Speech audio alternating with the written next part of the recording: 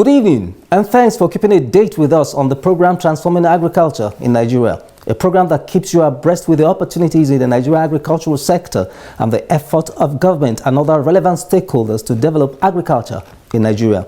I'm your regular host, Gabriel Ojile. The fisheries and aquaculture subsector is one of the subsectors capable of changing the fortunes of Nigeria's economy for the better. This is because Nigeria has the capacity to produce enough fish that can cater for the nation's protein needs, generate employment, as well as be a vehicle for wealth creation. Can the country's inland waters support a robust fishery subsector? What is the marketing potential for Nigeria's fish?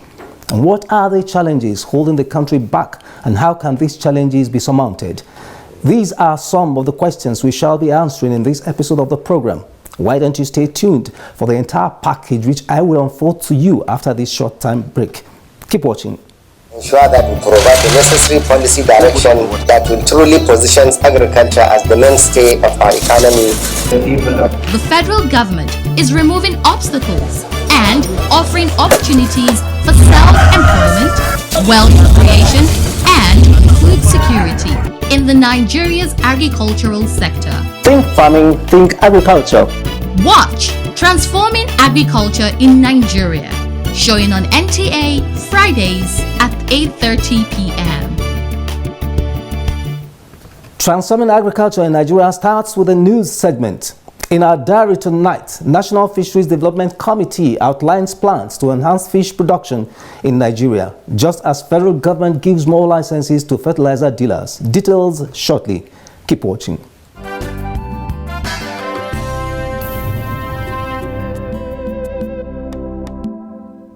In a bid to increase fish production and enhance the entire value chain of fishery in Nigeria, the National Fisheries Development Committee recently held its 43rd annual meeting in Karo area of Nasarawa State.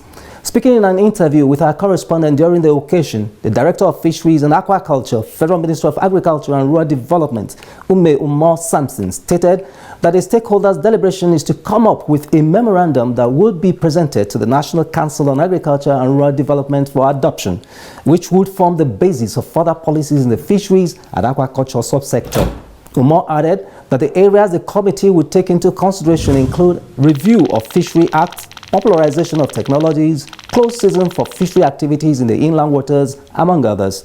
The purpose of this meeting and the memos is for us to develop policies and programs for the strategic fisheries development and increase fish production in Nigeria, just to create jobs, engage the youth, and also conserve the marine environment.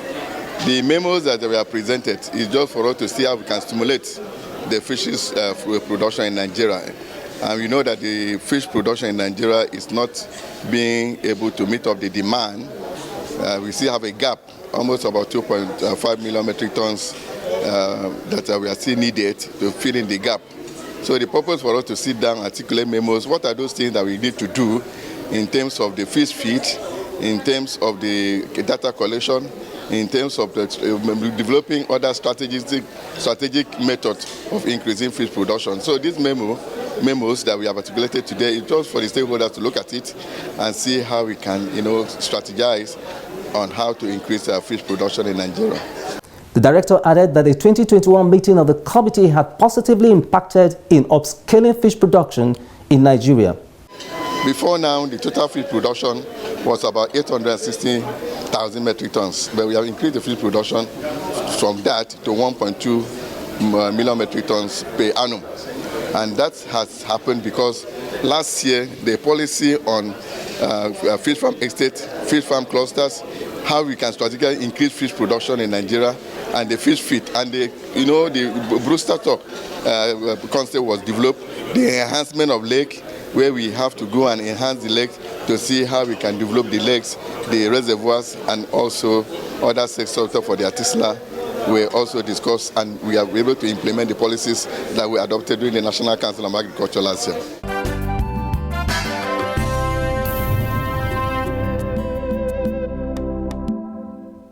In an effort to increase the availability of quality fertilizer in Nigeria, the federal government recently presented certificates of registration and sold permit to authorized fertilizer dealers in Nigeria. Speaking during the presentation which took place in Abuja, the Permanent Secretary, Federal Minister of Agriculture and Rural Development, Ernest Afolabi Mahihe, who was represented by the Director Special Duties, Fausat Lawal, stated that the issuance of the certificate is to increase fertilizer production and marketing in Nigeria in accordance with the National Fertilizer Quality Control Act, as well as implementing regulation and sales permit. The Permanent Secretary congratulated operators and gave 2 months' grace to those who have not registered to do so or face prosecution.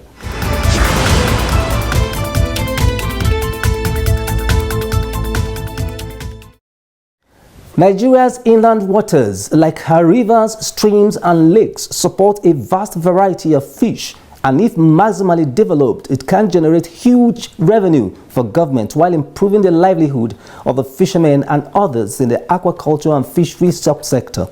However, there are factors militating against the prospect of Nigeria's fishery and aquaculture sector.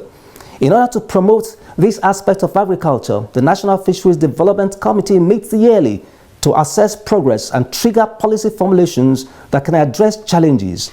Matters arising from the 43rd session of the committee, which recently held in Nasarawa State, and the impact it would have on the fishery and aquaculture industry is the focus of our next segment. Keep watching.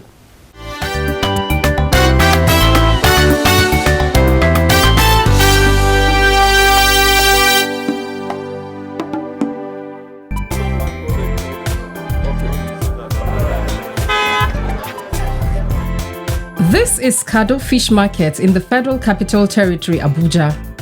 Here in this market are members of the Fisheries Cooperative Federation of Nigeria, FCMF. It is the umbrella body of all the Fisheries Association. The members include fish farmers, fishermen, fish processor, fish marketers, among others in the value chain. In this market, fish is brought from Oyo, Ogun, Kwara, Kebbi states, among other states. The fish being offloaded here is from Argungu in Kebbi State. They underscore the potentials of Nigeria's inland waterways. This is Latis niloticus. Latis, this is the name of this fish. Then we have Heterobranchus. This is Heterobranchus. Then he has already snapped another fish there called Gymnacus. So we have different species.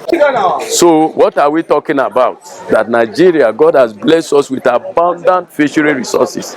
While farming for catfish, tilapia and others is encouraged, Nigeria's inland waters is teeming with fish species in their large numbers and sizes that when harnessed can develop the subsector. You have Gymnacus here. You have Mammirops. Mammirops is another species of fish. This is Bagrus. This is Bagrus species. You have seen already Heterobranchus and catfish. What we are saying is this: the system have deceived the whole world that only fish farming is a solution to fish production in Nigeria, which is no. As you have just seen from what has happened, this is just from Kebbi State. Go to River Benue, go to Dadinkowa in Bauchi, everywhere in inland waters. That is how you. If you go to all the state headquarters, that is how you see them. And even at the local government headquarters, that is how it is on a daily basis. The fisheries subsector has huge potentials for job creation. Apart from fishermen and fish farmers, there are processors as well as marketers. Even transporters who move the fish across the country are part of this value chain that supports over 9 million persons. Bala Abubakar is the supplier from Argungu in Kebbi State. I supply this one from Argungu, Kebbi State. So I get many where one I supply this fish for Abuja here. Yeah, this is my business at all the time. But as it is now, you can see that some of these ones that are smoked that you see, most of them are done manually and done at home. And we are appealing to the government so that they can intervene in such areas and empower them, adequately, so that the production and the capacity and the value chain will expand. There are situations where even if fish is kept like that, it will last for a year, but we don't have those facilities in the country. But like most subsectors in agriculture, The fisheries subsector is grappling with some challenges which they want government to intervene in. Our member, we have plenty. You know, say here is depots.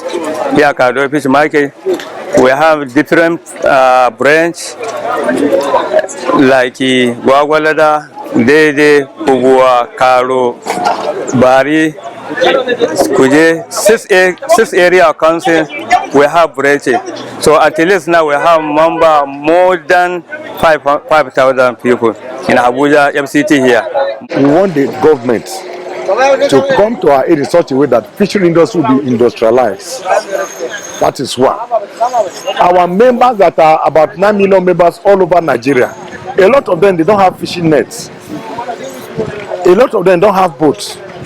So many, if you go around, you see that it's this local dryer, local way of, drying fish that we are still using.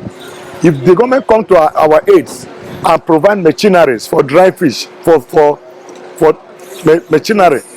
machinery for dry fish, machinery for storage, it will enhance this business.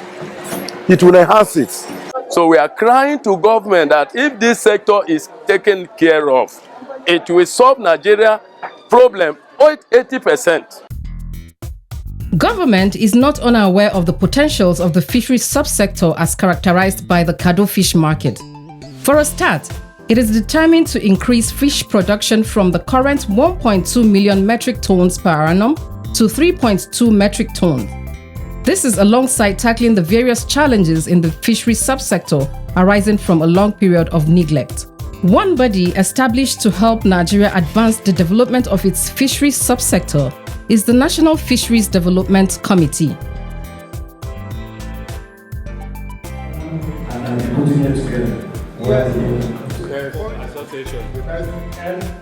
The National Fishery Development Committee is a national body that deliberates on fishery issues in terms of policy direction before seeking the adoption or approval of the National Council on Agriculture and Rural Development. The committee meets once in a year to review implementation of the various decisions taken in the previous meeting, measure impact, and propose developmental strides. The 43rd session recently took place in Maraba in Karo local government area of Nasarawa State. It had in attendance the Federal Director of Fisheries and Aquaculture, State Directors, former Directors, President of Fisheries Cooperative Federation of Nigeria, among other stakeholders. The stakeholders' deliberation gave priority to the following areas: closed season for fishery operation in the inland waters, review of the Fishery Act of 1992, popularization of technologies in the value chain, among others. While deliberating on the closed season for fishing activities, stakeholders argued that it is necessary to prevent excessive fishing by fishermen, which can reduce fish population. Okanlawo Adeniyi, a deputy director in the Fisheries and Aquaculture Department of the Ministry, who presented a memo on the closed fishing, highlighted some of the benefits of the practice. Recent survey showed that our catch fishery is being overfished due to negative impact of climate change, pollution, various forms of obnoxious fishing, overexploitation, shallow continental shelf, low upwelling, and illegal, unreported, and unregulated fishing, IUU, and partly due to inappropriate fishery management policy implementation. To consolidate and sustain the socio-economic importance of fisheries in the Nigerian economy, such as employment creation, wealth creation, food security, poverty alleviation, and source of foreign exchange, there is an urgent need to integrate closed fishing season with the existing management plan as obtained in Ghana and other countries that are equally doing the program.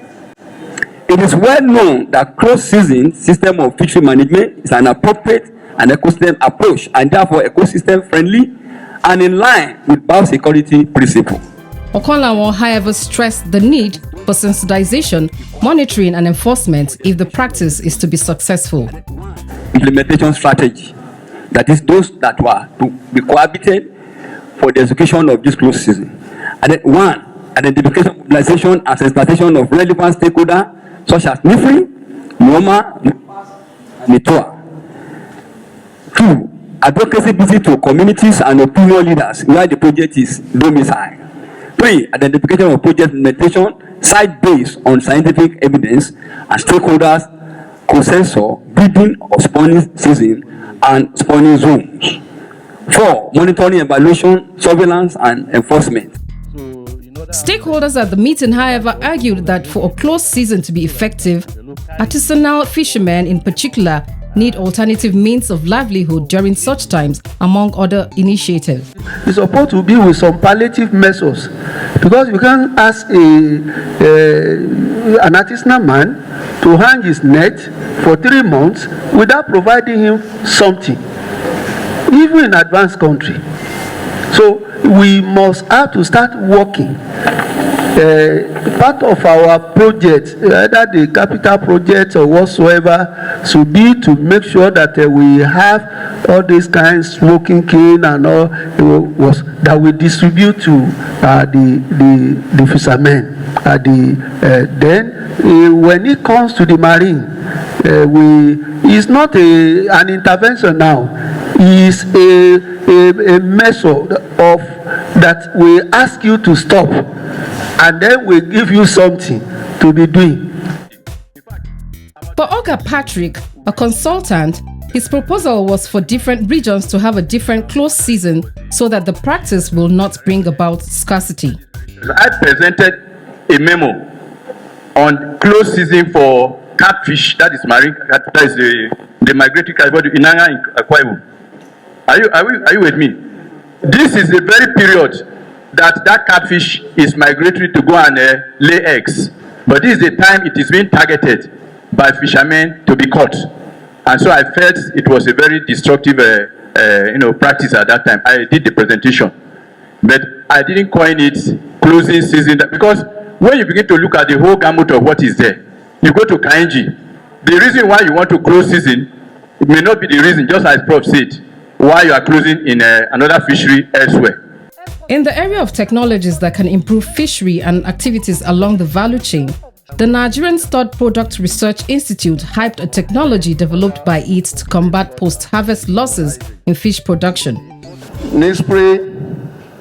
The institute has been able to develop a number of technologies which cover handling and temporary storage of fresh fish, smoking/drying of fish, and adequate packaging of smoked dry fish products.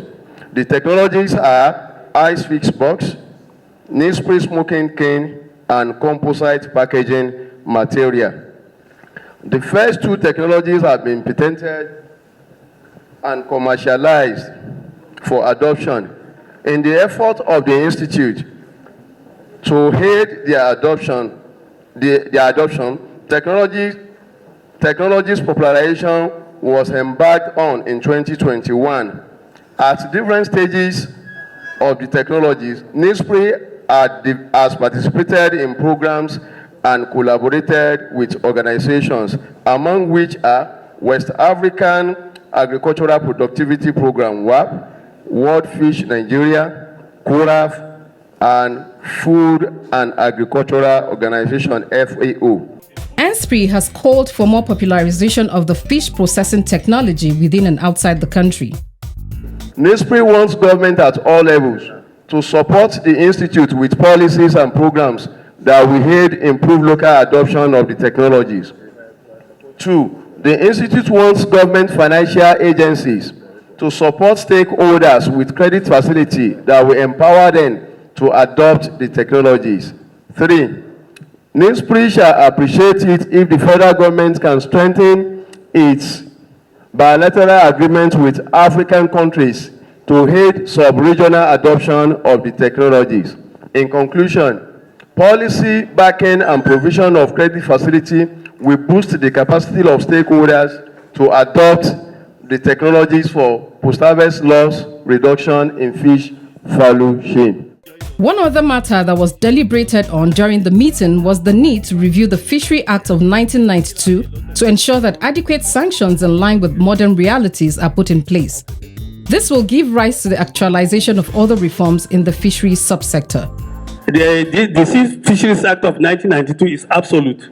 Everybody knows that one, because there are so many things that are not there, and the marine sector is suffering because of lack of revision of this Sea Fisheries Act. Some of the penalty in it is just 50,000 naira.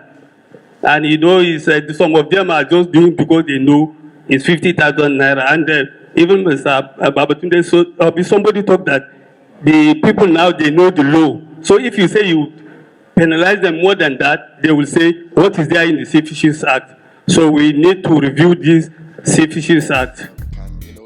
The Director of Fisheries and Aquaculture, Federal Ministry of Agriculture and Rural Development, speaking in an interview, shed more light on the need to review the Fishery Act as well as the impact it will have on the fishery industry. The stakeholders have actually mentioned the issue of review of the Sea Fisheries Act. I want to state that the Sea Fisheries Act was enacted since 1992, and the act is absolute. And that is why we have a lot of infringement in the marine subsector. Some weeks ago, the Navy arrested some 2 vessels belonging to 2 companies. And because of the weakness of the act, most of these fishing companies infringe on this marine subsector. So that is why we want to sit down, review the act, look at those areas of weaknesses, look at those areas that we can, step up, so that we'll be able to have holistic review of the act and see how the fishing company will not be able to infringe on this marine subsector, so that we'll not be able to, for example, they don't have to go to the less than 5 nautical miles, because the less than 5 nautical miles is just left for the artisanal.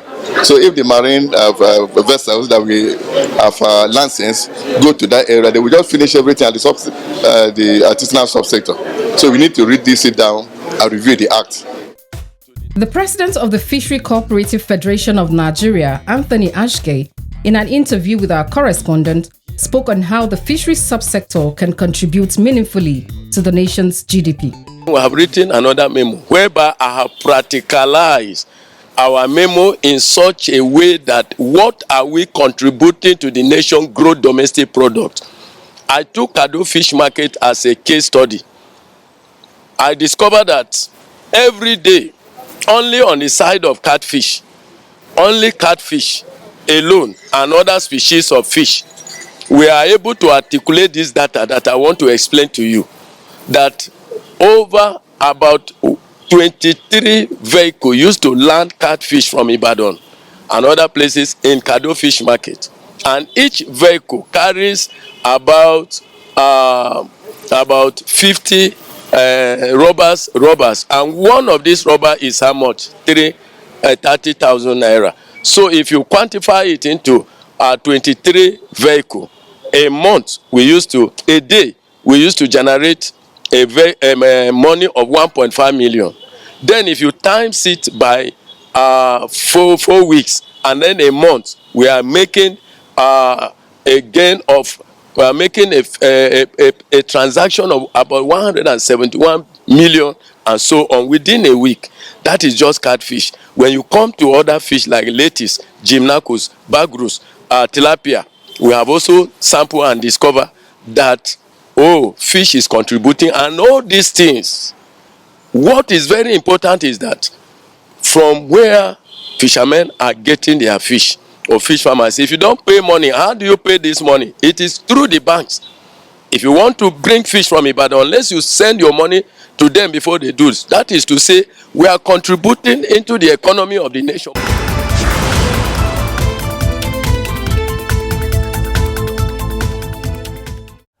This is the much we can take on this episode of the program, and I'm sure you have gained new insights into just how much Nigeria can do in the fishery subsector alone. Join us again sometime, same station next week for another interesting episode. Have a pleasant night's rest, and bye for now.